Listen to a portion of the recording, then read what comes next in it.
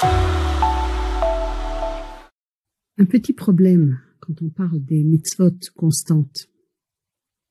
Comment peut-on avoir en tête 6 mitzvot, c'est quand même des grandes mitzvot, jour et nuit, en même temps dans notre tête? La réponse est que, avec la pratique, on peut arriver à les ressentir même si on n'en est pas complètement conscient.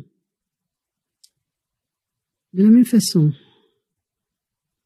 une personne n'a pas besoin de penser toute la journée au fait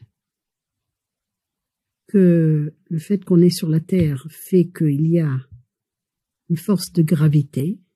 Quand je prends mon stylo, quand je m'assieds, quand je marche, je pense pas tout le temps. Il faut que je me rappelle qu'il y a une force de gravité et donc que je vais pas m'envoler. Je suis pas sur la Lune, je suis sur Terre.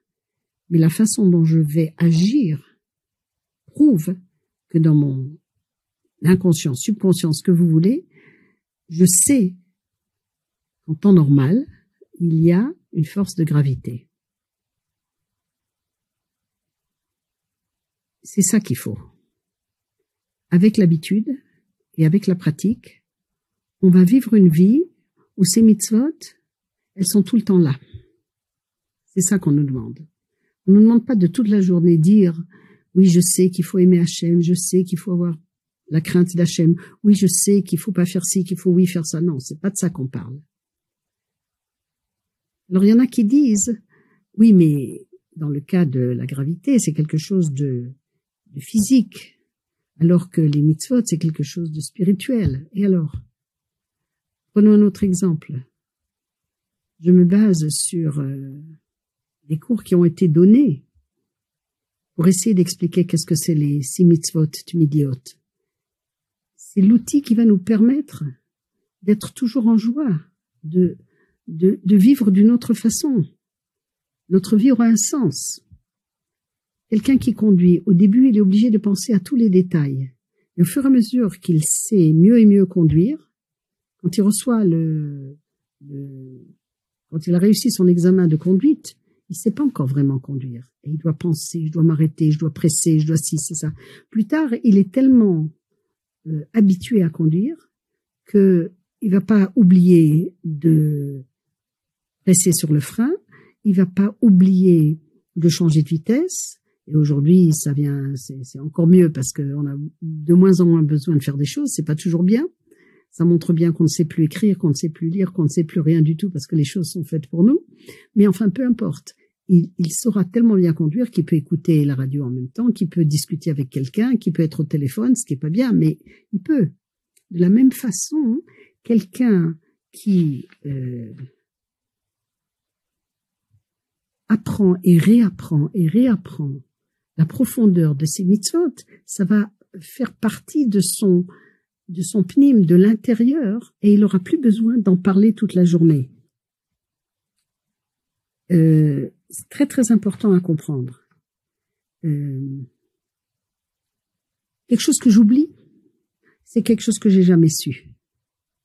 Quand on parle du nouveau roi d'Égypte, Pharaon, qui n'a pas connu Yosef, et donc il a très maltraité les Juifs, en réalité, Rashi nous dit, c'était pas un nouveau roi, mais c'était un roi qui avait oublié Yosef.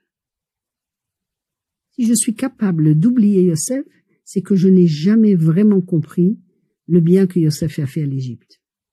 Si j'ai vraiment compris quelque chose, et pour ça il faut l'apprendre encore une fois et encore une fois et encore une fois, à ce moment-là c'est tout à fait différent. À ce moment-là, je ressens les choses. C'est la même chose quand vous lisez dans des journaux, que ce soit le Contraste ou que ce soit un petit livre qui s'appelle Ouvrons les yeux, écrit par le Rav Lionel Cohn, qui a lui-même fait des hautes études et en plus qui est un Talmid Racham. Donc il nous dit ouvrons les yeux. Quand il y a marqué que Yitro, il a entendu ce qui s'est passé à au miracle de la mer Rouge. Il n'était pas le seul, il y a plein de gens qui ont entendu. Il y a entendre et entendre. Quand on arrive à le faire pénétrer en nous, c'est quelque chose qu'on n'oublie plus et qui va nous faire agir d'une certaine façon. Et comment on va agir va être la preuve, est-ce qu'on a vraiment, vraiment compris? Est-ce que ça a passé dans notre subconscient? Et si ça a passé dans notre subconscient, il n'y a aucun problème. On peut avoir 6 choses, on peut avoir 11 choses, on peut avoir, comme ils ont dit, les prophètes dont on a parlé. Et ce ne sont que des exemples de prophètes qui, aux différentes générations, étaient les grands leaders de la génération. Seulement, c'est pas la même chose que les mitzvot qu'on va faire tous les jours, parce qu'il y a des mitzvot de Sukkot, il y a des mitzvot de Pessah, il y a des mitzvot du soir, il y a des mitzvot du matin. Quand on parle des mitzvot constantes, c'est parce que c'est pas à un certain moment qu'elles sont dans notre subconscient ou dans notre inconscient. C'est tout le temps. L'histoire connue d'un chauffeur de taxi qui raconte à un grand rave que après l'armée, il est allé en Inde ou je sais plus où, comme ils font tous, et en Israël, ils ont besoin de se changer les idées. C'était très très dur l'armée. Je suis pas jalouse, c'est vraiment très très dur pour des jeunes gens purs et bien et émotionnels, etc. C'est très dur. Et ils partent. Et il a vu un miracle incroyable qu'un de ses amis a été presque tué par un serpent, un très gros serpent qui s'est enroulé autour de lui. Et à un certain moment, ce garçon qui n'était pas religieux, quelque chose lui est revenu et celui qui était en danger. Et les autres savaient pas quoi faire. On savait juste qu'il faut pas bouger. Et c'était vraiment, ça avait l'air d'être la fin du monde. Et il a crié Shema Israël et un miracle s'est produit. Le serpent est reparti. Alors le Rav a demandé à ce chauffeur de taxi qui lui a raconté que quand il était tout jeune, c'est ce qu'il avait vu. Et il lui a demandé, et qu'est-ce qui est arrivé? Il a dit, il est devenu religieux. Et toi, qui as vu ça? Il a dit, mais vous n'avez pas compris. C'est pas à moi que le miracle est arrivé, c'est à lui. Tragique. Il a rien compris. Il a vu, mais il n'a pas vu. Il a entendu, mais il n'a pas entendu. Le but des Shesh Mitzvot Midiot, comme dit Rav Wolbe, comme dit le Sefer HaChinour, c'est basé sur le Sefer HaChinour, et d'autres, c'est que si tu arrives à les intérioriser, alors quand tu verras vraiment. C'est ça le besoin des mitzvot, de ces mitzvot constantes. C'est ça qui est tellement important. Ça ne suffit pas d'être un intellectuel. Il faut aussi ce qu'on appelle avoir la émouna bechouch, la ressentir, avoir un rapport émotionnel avec Akadosh Baruch Hu. Non, Akadosh Baruch Hu, il est invisible. Très difficile à comprendre. Un rapport émotionnel avec Hachem. Aimer Hachem, ça veut dire quoi? L'embrasser?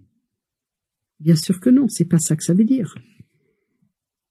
À des époques, comme aujourd'hui, ou comme à l'époque de la Haskalah, de l'émancipation, il manquait quelquefois dans certains groupes, justement, cette compréhension qu'il y a des choses qu'il faut avoir dans les tripes, qu'il faut comprendre tellement bien que ces dangers ne peuvent presque pas nous bouger et nous effrayer. Combien de fois le Yetzer Hara nous a proposé des choses soi-disant merveilleuses? Aujourd'hui, ce qu'il nous propose, il sait qu'on sait qu'il n'y a rien de mieux que la Torah. Alors, il nous enlève ce côté émotionnel et il nous fait faire les mitzvot, si Bichlal on les fait, de façon uniquement, mécanique et surtout sans simcha. Surtout sans simcha. Et même si on n'y arrive pas complètement, mais le fait de désirer y arriver, déjà d'avoir envie d'y arriver, de pas être désespéré, de pas être découragé plutôt, de pas être découragé, mais de vouloir essayer d'y arriver, ça va nous donner tellement de force qu'on finira par y arriver. C'est la raison pour laquelle on va étudier les mitzvot midiot. On va essayer de le faire de façon courte. C'est très important pour que vous vous rappeliez quelques points. Si je donne 25 explications sur chacune, on se rappellera rien. On va essayer de comprendre quel est le point le plus important dans chacune d'elles. Ok? Bon courage.